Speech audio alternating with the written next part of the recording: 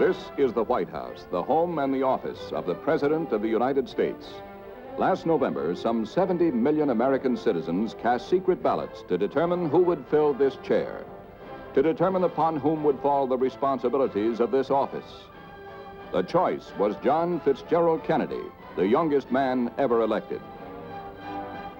He follows a line which began with George Washington, the first president and the only president elected by unanimous vote.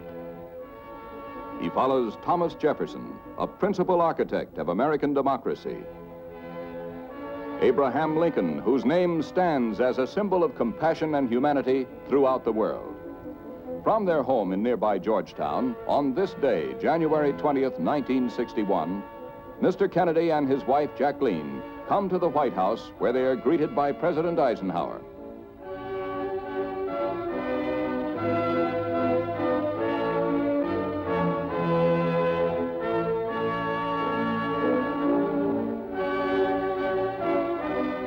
Vice President Nixon, Vice President-elect Johnson, and their wives were also guests at the White House. For many weeks, the outgoing and incoming administrations have worked together to ensure the orderly transfer of government. Mr. Eisenhower and Mr. Kennedy now ride to the Capitol for the inaugural ceremony, the completion of this transition.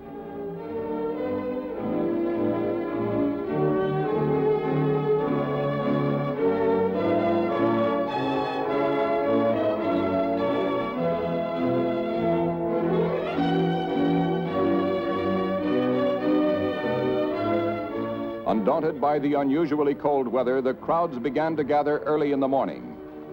And here beneath the gleaming dome of the Capitol, honored guests are assembling in order to take their places on the portico. Members of Congress,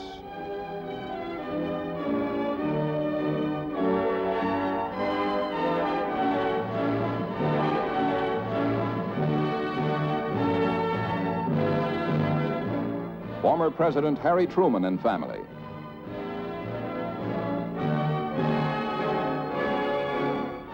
poet Robert Frost and Marian Anderson, famed contralto, two of many guests representing the arts in America. Members of the Kennedy family,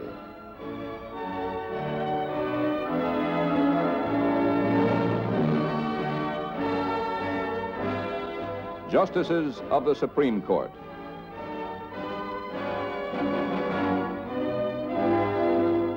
the diplomatic corps representing countries throughout the world, Mrs. John Fitzgerald Kennedy with her mother, President Dwight Eisenhower and Vice President Richard Nixon, the Vice President-elect Lyndon Baines Johnson, and the last to take his place, the President-elect.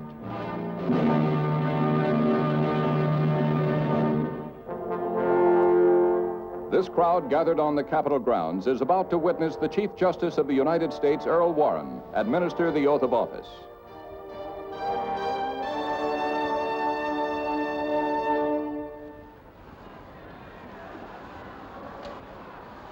You, John Fitzgerald Kennedy, do solemnly swear I, John Fitzgerald Kennedy, do solemnly swear that you will faithfully execute the office of President of the United States that I will faithfully execute the office of President of the United States and will, to the best of your ability, and will, to the best of my ability, preserve, protect, and defend the Constitution of the United States. preserve, protect, and defend the Constitution of the United States. So help you God. So help me God.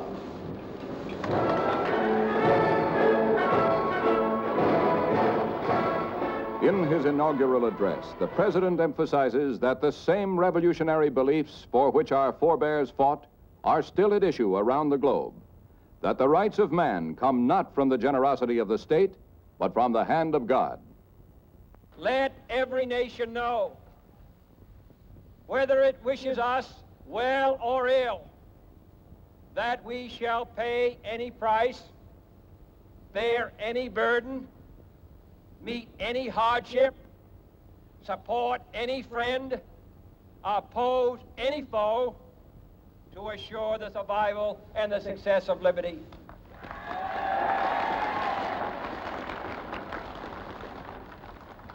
This much we pledge and more. To those old allies whose cultural and spiritual origins we share, we pledge the loyalty of faithful friends. United, there is little we cannot do in a host of cooperative ventures. Divided, there is little we can do, for we dare not meet a powerful challenge at odds and split asunder. To those new states whom we welcome to the ranks of the free, we pledge our word that one form of colonial control shall not have passed away merely to be replaced by a far more iron tyranny. We shall not always expect to find them supporting our view, but we shall always hope to find them strongly supporting their own freedom, and to remember that in the past, those who foolishly sought power by riding the back of the tiger ended up inside. To those people in the huts and villages of half the globe struggling to break the bonds of mass misery, we pledge our best efforts to help them help themselves for whatever period is required, not because the communists may be doing it, not because we seek their votes, but because it is right. If a free society cannot help the many who are poor, it cannot save the few who are rich.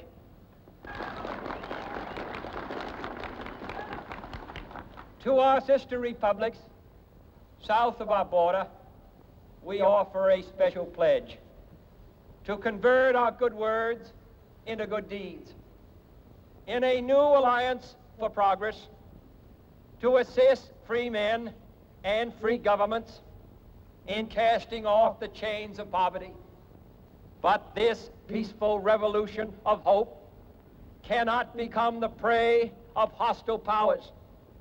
Let all our neighbors know that we shall join with them to oppose aggression or subversion anywhere in the Americas. And let every other power know that this hemisphere intends to remain the master of its own house.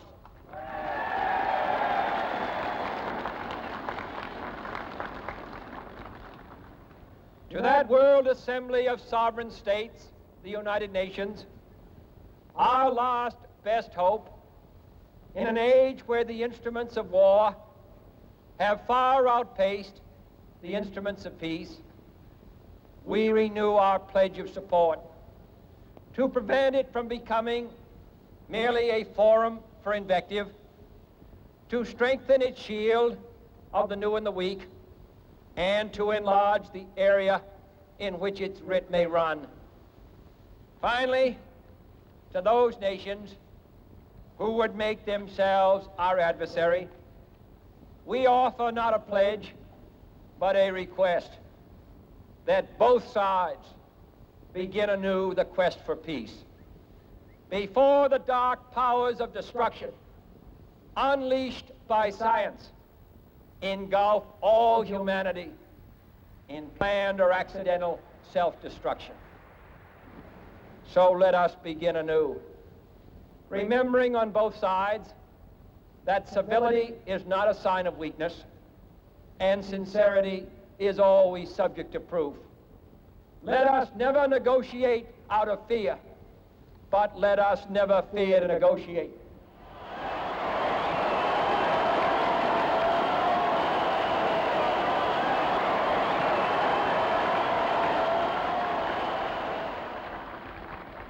My fellow citizens of the world, ask not what America will do for you, but what together we can do for the freedom of man.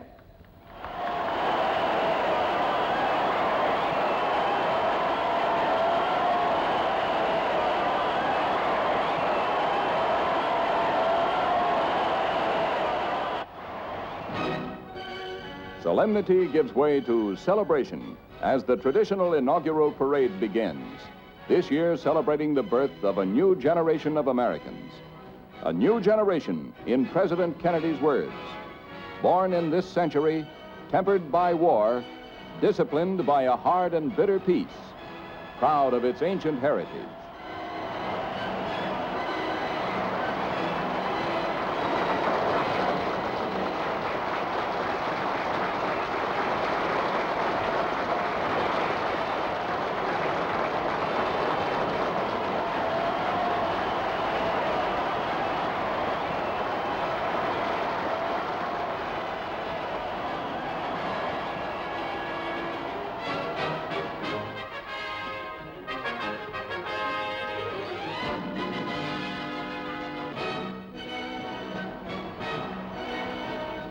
Arriving at the White House grounds, Mr. and Mrs. Kennedy head for the specially constructed stand, where, joined by Vice President and Mrs. Johnson, they will review the inaugural parade.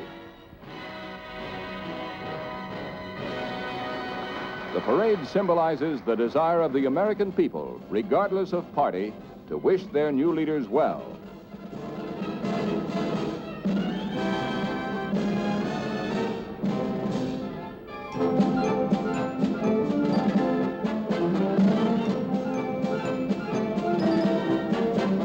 The cadets of the United States Military Academy.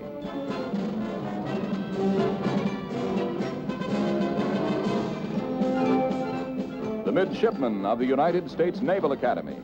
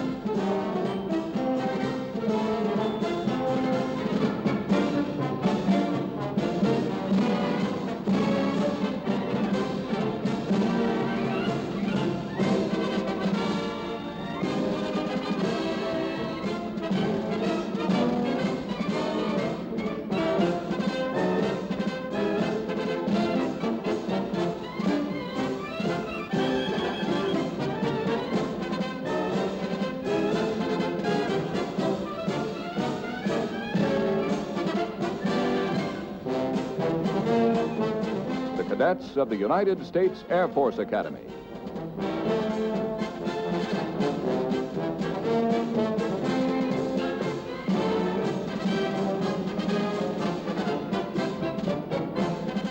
Floats representing the states in the Union add color and gaiety to the occasion. Massachusetts, home state of President Kennedy, and the Republican governor of this state.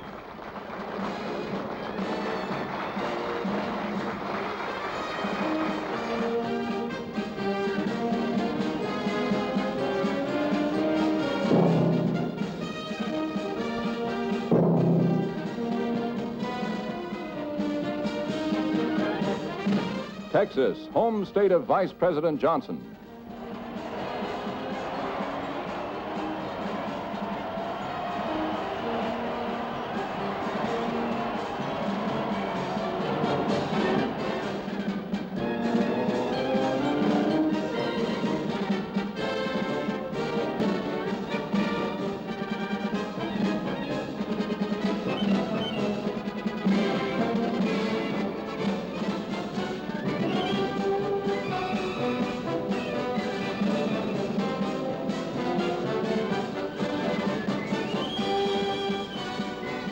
This patrol boat is identical to the one commanded by President Kennedy during his service in the Pacific in World War II.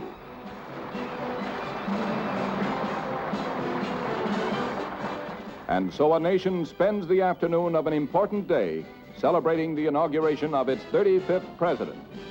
However, President Kennedy's day is far from over. Early evening brings a display of fireworks.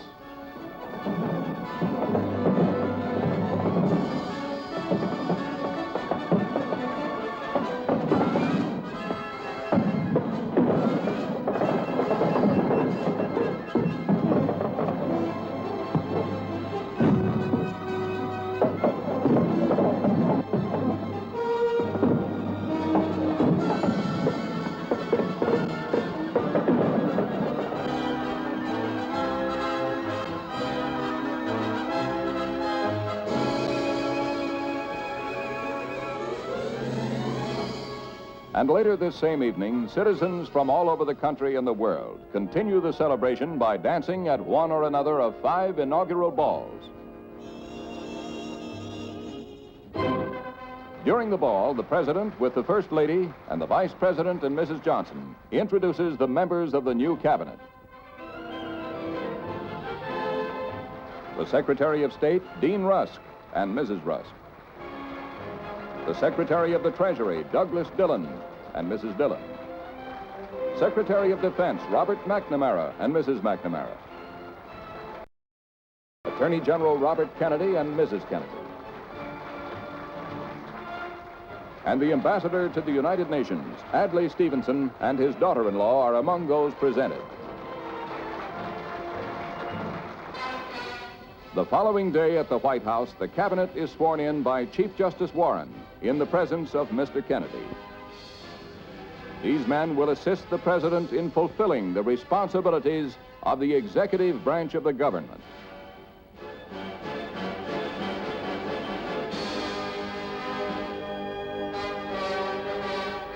The administration of President John Fitzgerald Kennedy begins.